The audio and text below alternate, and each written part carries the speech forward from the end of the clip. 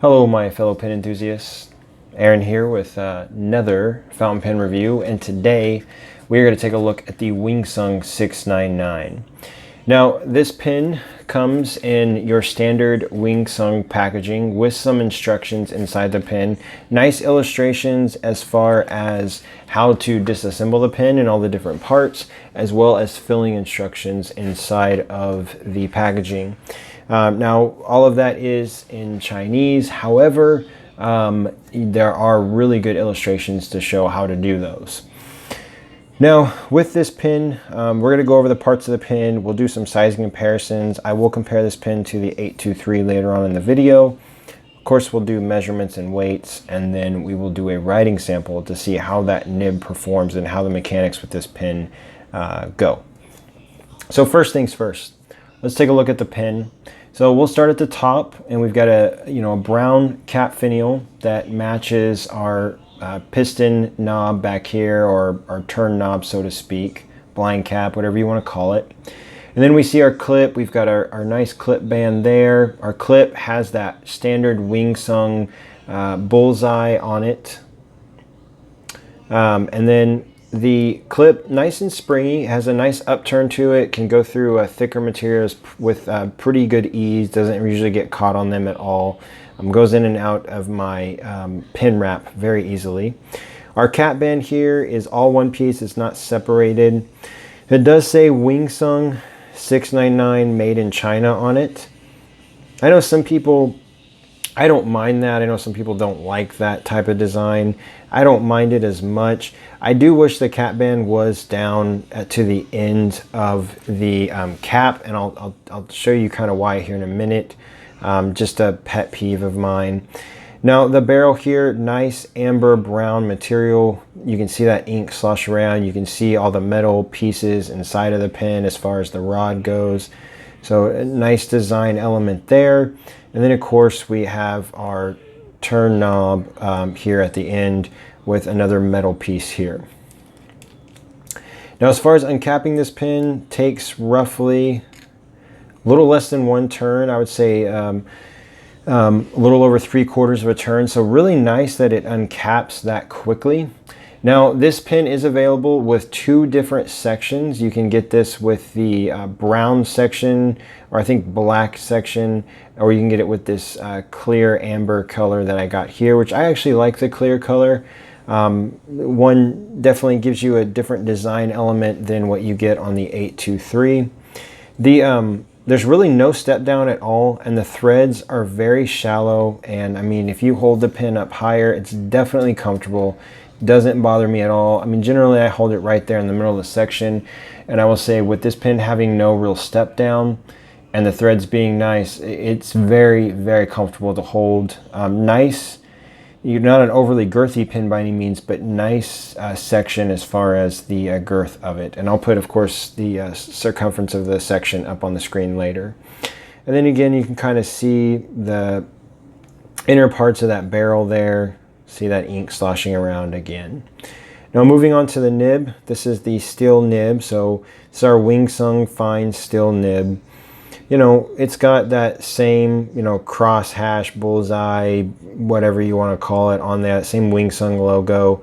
Two-tone, nice scroll work. I think it's a, nice looking nib. I mean, nothing to write home about, but it looks good. Flipping it over, we've got an injection molded feed, so that standard plastic feed with a number on the back. Does a good job, does its job as far as making sure that the ink gets to the nib. And in essence, that's that part of the pen. Looking at the cap again, here we see kind of those ridges in there. Another kind of cool design, similar to what you see on the 823, and then we've got that smoky inner cap liner. Kind of see it a little bit better. Now the one nice thing about it, I don't know if you can see that. Let me grab my my bore light here. But there are no actual metal bits in there, which is nice. So nothing exposed. And it should, to me, seal up the nib really well. I haven't had any issues with hard starts or anything like that, so I think it does a good job. The reason why I would like the cap band to be down lower is just this cap material is on the thinner side. This is, I'm assuming, or not assuming, it's an injection molded like plastic. So, you know, just the stress of that over time may cause issues. Now this pin does post, but it's kind of a pain to post. You really got to push it on there, and then you finally get it to post. And again, it doesn't look like, I'm assuming that it's posting back in this area right here, because it doesn't look like there's this front portion is really touching the barrel. But it posts decently. To me, it makes the pin a little bit back heavy, at least for my hands anyways. And I'm sure it's because of this clip and everything, but it does make it a little bit back heavy to me. This is a pin, as I can't get the cap off. I mean, it's kind of a pain. This is a pin to me that you can write with posted or unposted, or write with it comfortably unposted. Sorry, I'm so frazzled from trying to get that cap off. But in essence, that is the pin. So nice design. Of course, we're going to compare it some to the 823 just to kind of show some of those similarities. So up next, we will do some sizing comparisons. I'll throw some other pins in here as well just to get an idea of overall sizing comparison if you don't own an 823. And then we'll move on from there. All right, so we're back and taking a look at these 4 pins that we have in front of us. So starting from the bottom and working our way up to the top, we have our Wingsung 699, Pilot Custom 823, Pin BBS 456, and then of course the Pilot Metropolitan. So I figured if you're watching this video, there's a pretty good probability you may own one of these 3 pins to give an idea of overall sizing comparison. And taking a look at these pins, so of course the 823, I mean the 699 is the pin that mimics the 823, and there's a lot of design characteristics that are very similar. They're both vacuumatics, of course. Both have the same idea as far as the finials go. Now the clips, different design. You have your ball clip here, you have your standard upturn clip there. As far as the cap bands, somewhat similar in design elements, the placement of those cap bands, the fact that they're not at the end of the cap. I love the design of the 823, and I think the 699 mimics that very well. And I think that at the price point that it's at, being at around $25 to $30, I think is a good price point. This pin here, if you were to buy it, it would cost you between $260 to $280. So big price difference. Of course, you know, there's a big difference in the nib and everything. And of course, quality over time, you'd have to see how the pins hold up over time as well, of course. So as far as length goes, the 699 is actually the longest pin out of this grouping. So just by a hair, not much, but it definitely holds its own. It's a nice size pin. I didn't include the Wingsung 3013 in this. I felt like these 3 would be good comparisons, but I might do a comparison on a separate video of the 3013 with the 699. So let's look at these pins unposted to get an idea of the nibs as well as the sections. All right, so here we see all 4 pins in their uncapped form. And, you know, sizing wise, these 3 vac fillers are very similar in overall size, and even in the girth department, they're somewhat similar. You know, sections between these 2 have some design characteristics that are similar. There's really no step down. The threads are very nice. This one has a little bit more of a flare out at the end, whereas this one kind of just has that ridge that flares out. And then we have more of kind of an hourglass design with the 456. And a slight step down with some metal threads here, but very comfortable pin to hold. And then the Pilot Metropolitan kind of has its own section design characteristic. Now, as far as nibs go, so we've got a number 6 size nib in our 699.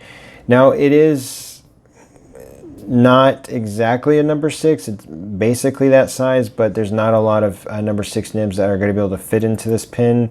Be interesting to see if how this pin compares to the 626, if it would be a nib that you can put in here.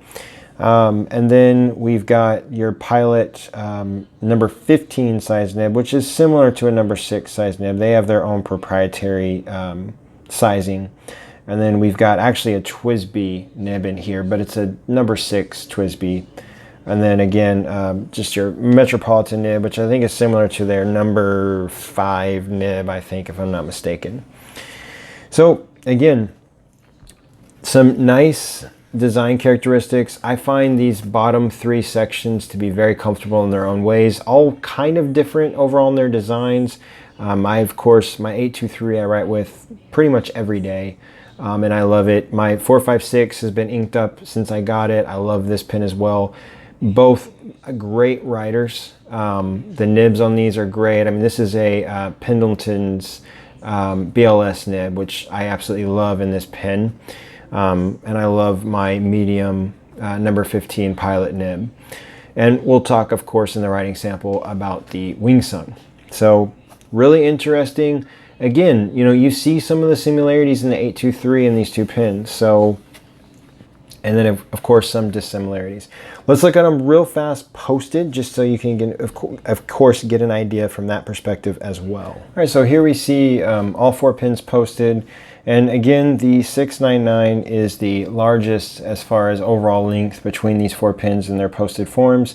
823 just a tad bit shorter. 456 again, because of that cone shape of the other 2 models, is a little bit shorter, and then your Metropolitan being the shortest on this list. And you know, the 823 posts securely. It's an easy pen to post, whereas the 699, that's one little drawback as of so far, is that the posting of this pen can't, you really got to force it down on there. But once it posts, it's not going anywhere. You've got to almost pry it off to get it off, which I don't think is necessarily a bad thing. I don't typically post my pens, but at least I know if I'm in a position where I have to post it because of where I'm at, I'm not going to be worried about the cap coming off of the pen. So I know that's at least one nice thing about it. So up next, we are going to put up the measurements as well as the weights of this pen, and then of course we're going to do a writing sample so we can really talk about the nib and how that performs, and if that really just kind of makes or breaks the pen. So I'll see you in a moment.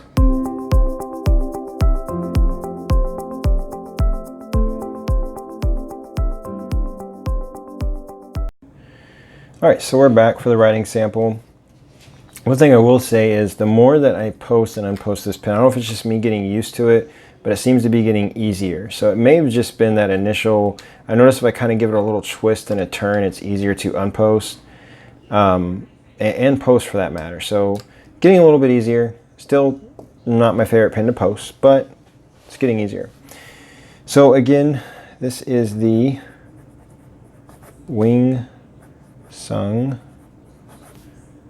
699. I'm going to actually turn that knob so we don't run out of ink. Now remember, this is a vacuum filler. It does have a shut off, very similar to the 823. So when you write with it, definitely turn that knob to open that ink flow up so you don't run out of ink. You're like in the middle of writing and then you're getting frustrated because your pen is not writing the way you want it. The ink that I'm using, of course, has to be a Pilot ink. This is the Iroshizuku Fuyugaki. Great orange ink, really like it. Now this is a steel fine nib.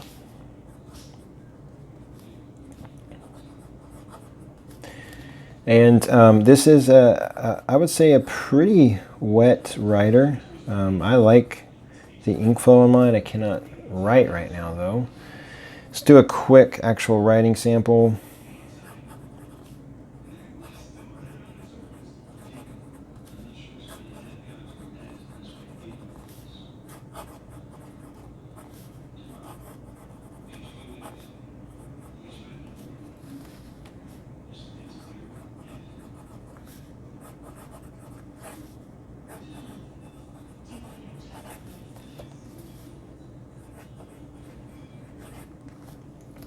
All right, so there you see that. This nib is very smooth, writes very well. It's a little bit bouncy for a steel nib, which I actually like. A lot of Wingsung nibs that I use are pleasant. Like, it kind of reminds me a little bit of the 626. So if you used the 626 nib before, kind of gives you, you know, the tines open up just a little bit softer than your general nail steel nib. Definitely, you know, does well. Nice wet rider. Let's kind of see wetness. Wait a second. Not bad. I mean, it's definitely not bad for a fine nib. I rather like writing with this nib. It's very pleasurable. It writes well. I have not had any skipping issues. No flow issues, no hard starts. Again, you just got to remember to turn your knob at the end. You can write several pages with this, no issues whatsoever, and it's going to write for you very, very well every time. This pen is readily available right now. eBay, Etsy.